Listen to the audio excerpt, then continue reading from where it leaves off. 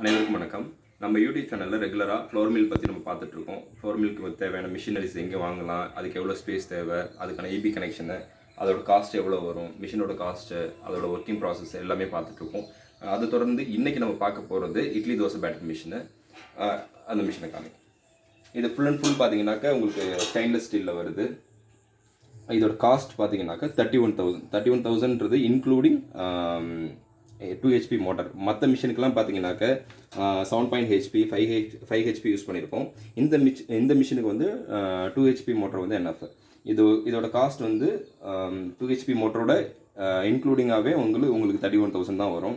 இதோட மற்ற ப்ராடக்ட் என்ன வரும் அப்படின்னாக்கா இந்த பிளேடு, அதாவது இந்த கிரைண்ட் ஆகும்ல, இது வந்து இந்த பிளேடு வரும். அட் த சேம் டைம் உங்களுக்கு வந்து இந்த பெல்ட் வரும்.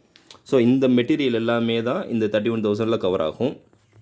பாக்கியெல்லாம் பார்த்தீங்கன்னாக்கா நான் ஆஸ் யூஷுவல் எப்பொழுதும் போல் இந்த டியூப் நம்ம சும்மா ஒரு 200 அந்த சம்திங் அந்த மாதிரி தான் வரும். இதோட ஒர்க்கிங் ப்ராசஸ் பார்த்தீங்கன்னா நான் உங்களுக்கு டெமோ வீடியோ நான் போட்டிருக்கேன். மாவு அரைக்கிறது எப்படி, மாவை க்ளீன் பண்ணுறது எப்படின்றது எல்லா வீடியோவும் நான் உங்களுக்கு டெமோ வீடியோ காமிச்சிருக்கேன். அதை லிங்க்கில் கொடுக்குறேன், நீங்கள் அதை கொஞ்சம் செக் பண்ணி பாருங்கள். ஸோ இதோட ஒர்க்கிங் ப்ராசஸ்க்கு முன்னாடி இது எப்படி இது வந்து இந்த ஹோல்டு வந்து இதில் இருந்து செட் ஆகியிருந்திருக்கும். நான் உங்களுக்கு காமிக்கிறேன் அதை எப்படி ஃபிக்ஸ் பண்ணணும்னு சொல்லிட்டு.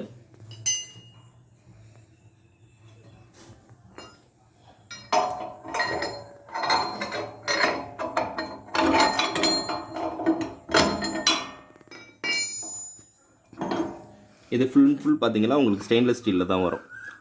இந்த பிளேட் இதோட இன்க்ளூடிவாக வரும். இது தனியாக நீங்கள் வாங்கினாக்கா 4,000 to 5,000 வரும்.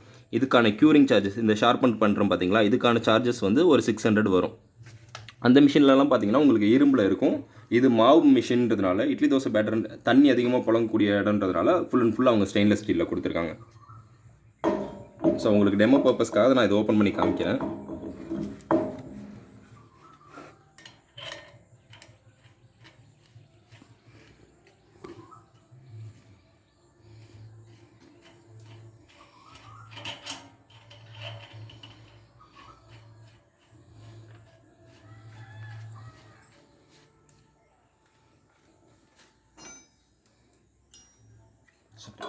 இதை போட்டு தான் போடணும்.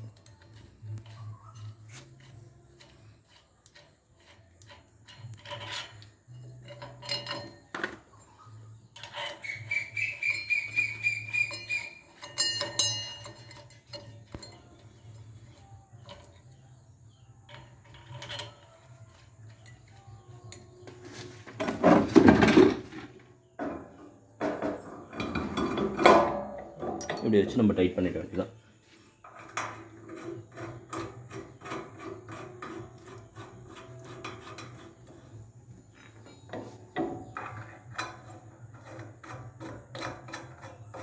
இதோட ப்ரொடக்ஷன் ரேஞ்ச் என்ன சொல்லியிருக்காங்கன்னா, ஒரு நாளைக்கு 50 கிலோ வரைக்கும் அரைக்கலாம்னு சொல்லியிருக்காங்க.